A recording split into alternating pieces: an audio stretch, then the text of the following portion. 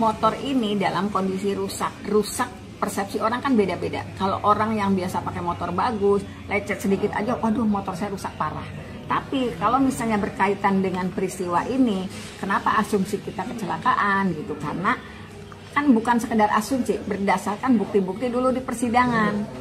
Ada anggota yang melakukan olah TKP menyatakan ada daging yang tertinggal di baut penampang tiang PJU. Anggota itu memaparkan sebetulnya di persidangan. Kemudian juga ada di median jalan itu ada goresan yang warnanya sama dengan warna motor. Dan ternyata betul motornya juga rusak gitu. Ini kan kelihatan itu kerusakan motornya.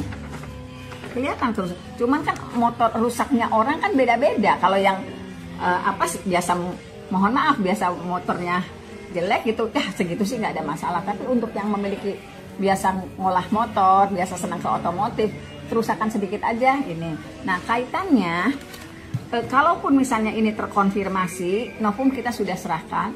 Kalau ingin memastikan apakah betul novum-novum yang kita sampaikan itu otentik atau tidak, paling tidak kan kita memohonkan kepada majelis untuk kembali menghadirkan anggota yang melakukan olah TKP. Karena di sidang sebelumnya di 2016, foto-foto ini tidak terkonfirmasi, visual ini tidak pernah dihadirkan.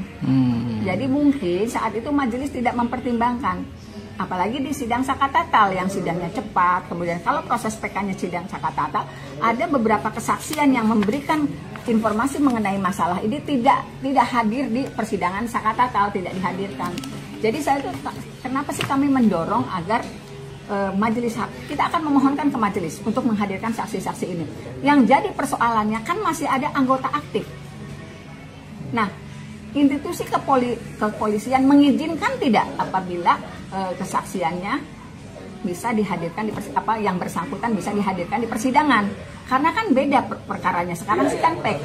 Kalau dulu mereka hadir di persidangan dewasa untuk menjelaskan masalah ini, kemungkinan kecelakaan karena saat itu sifatnya dakwaan pada sidang pertama gitu. Tapi kan sekarang PK itu kan justru untuk mempertegas bahwa pelaku ini adalah bukan pelaku pada proses.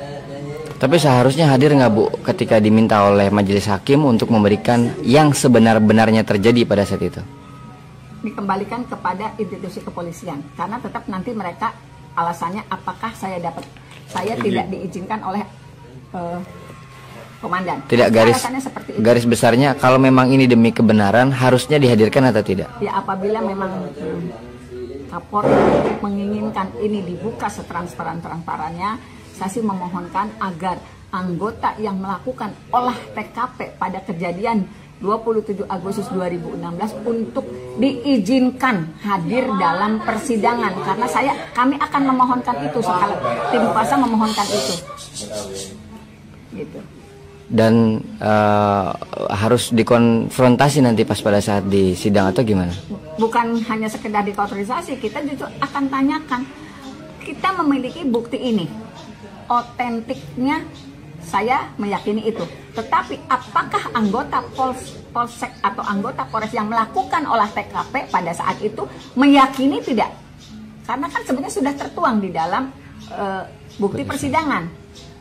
Gitu. Meyakini tidak? Nah, kan tinggal dan saya sih yakinlah sebetulnya masa sih ketika olah TKP itu kan laporan maka yakin saya sebetulnya punya LP, tapi kan kita juga tidak bisa, kita mau orang sipil, kita tidak bisa membuktikan kalau dalam LP itu memang terjadi kecelakaan. Yang punya kan mungkin anggota yang melakukan olah TKP.